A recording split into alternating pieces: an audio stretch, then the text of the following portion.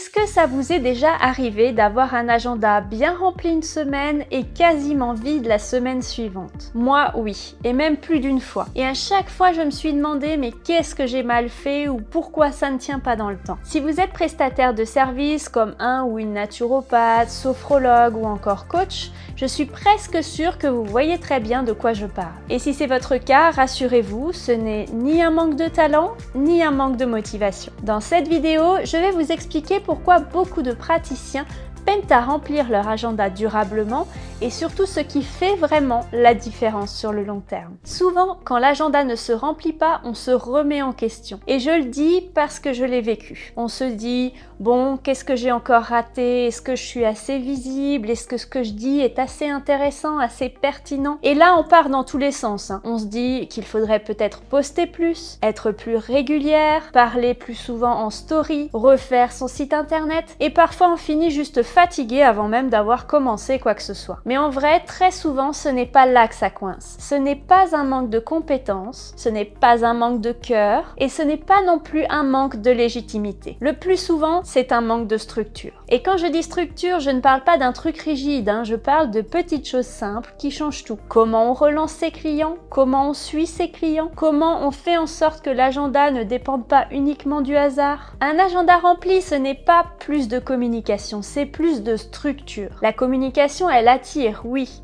mais la structure, elle sécurise. Parce que sans structure derrière, l'agenda devient fragile. On peut avoir un pic une semaine et puis la semaine suivante, ça retombe. Et ce yo-yo, à la longue, c'est vraiment épuisant. Pas seulement pour le chiffre d'affaires, mais aussi pour la charge mentale. Personnellement, je sais que quand ça retombait, je sentais tout de suite la pression monter et je devenais moins sereine, parfois même en rendez-vous client. Il y a quelque chose que j'ai mis du temps à comprendre et pourtant aujourd'hui, ça me paraît évident. Avoir un agenda plein, ce n'est pas forcément rassurant. Ce qui rassure vraiment, c'est d'avoir un agenda stable. Un agenda plein, c'est souvent lié à un moment précis. Une publication qui a bien marché, une recommandation, une période comme janvier par exemple. Et sur le moment, ça fait du bien. On se dit, ça y est, c'est reparti. Mais très vite, une autre question arrive. Et pour le mois prochain? Un agenda stable, c'est différent. C'est quand on peut regarder les semaines à venir sans avoir cette boule au ventre, sans se demander si tout va retomber d'un coup. La vraie différence entre un agenda plein et un agenda stable, c'est l'anticipation. Anticiper, ça ne veut pas dire tout prévoir à l'avance. Ça veut dire savoir où on va. Par exemple, savoir quand relancer un client, savoir quand ouvrir des nouveaux créneaux, savoir comment accueillir les nouveaux clients et surtout ne pas attendre que l'agenda soit vide pour agir. Beaucoup de professionnels me disent, quand j'ai des clients, je respire et quand ça ralentit,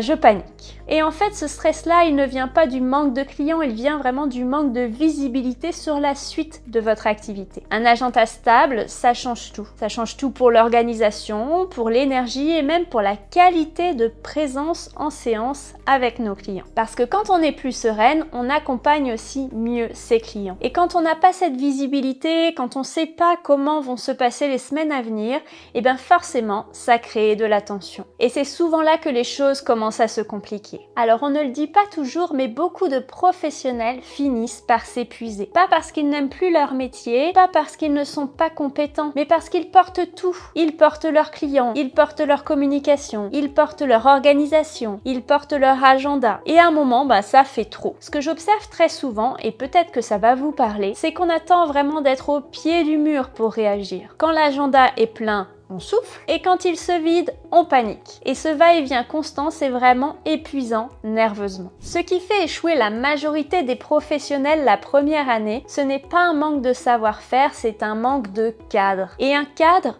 c'est pas une contrainte, c'est un soutien. Sans cadre, tout repose sur nous. Chaque rendez-vous, chaque relance, chaque décision, chaque imprévu. Avec un cadre, on enlève une partie de cette charge mentale. On sait quoi faire, on sait quand le faire et surtout on arrête de culpabiliser quand ça ralentit. Et je pense sincèrement que dans les métiers du bien-être notamment, on ne nous apprend pas assez à poser ce cadre-là. On nous apprend à accompagner les autres, mais très peu à nous préserver nous-mêmes. Et quand on se rend compte de ça, quand on comprend que ce n'est pas un problème de motivation ni de compétence, mais surtout de cadre, alors une autre question se pose. Souvent, quand on parle de structure, je vois tout de suite les réactions. Des épaules qui se crispent, des sourcils qui se froncent. Parce que dans notre métier, Structure rime souvent avec rigidité. Et pourtant, une structure bien pensée, c'est pas quelque chose qui enferme. C'est vraiment quelque chose qui soutient. Une structure douce, c'est par exemple savoir quand relancer sans culpabiliser, poser un cadre clair autour des rendez-vous, ne plus tout garder dans sa tête et arrêter de porter seul les décisions fatigantes. C'est une structure qui respecte votre rythme, votre sensibilité et votre façon d'accompagner. Et très souvent, c'est justement cette structure-là qui vous permet d'être encore plus présent, encore plus humain avec vos clients. Et si je vous parle de tout ça aujourd'hui, c'est pas pour vous dire qu'il faut en faire plus, c'est plutôt pour vous dire l'inverse. Vous n'avez pas besoin de travailler plus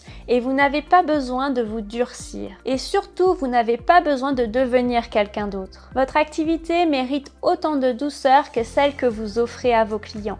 Et votre agenda aussi. Et si vous êtes reconnu dans cette vidéo, si certaines phrases ont résonné, alors sachez une chose, vous n'êtes pas seul à vivre ça. J'ai rassemblé tout ce cheminement, toutes ces prises de conscience dans une ressource pensée spécialement pour les professionnels, avec vraiment beaucoup de simplicité et de bienveillance. Je vous mets le lien juste en dessous de cette vidéo si vous avez envie d'aller plus loin, à votre rythme, vraiment sans pression. Merci d'avoir pris ce temps avec moi et prenez soin de vous et de votre activité.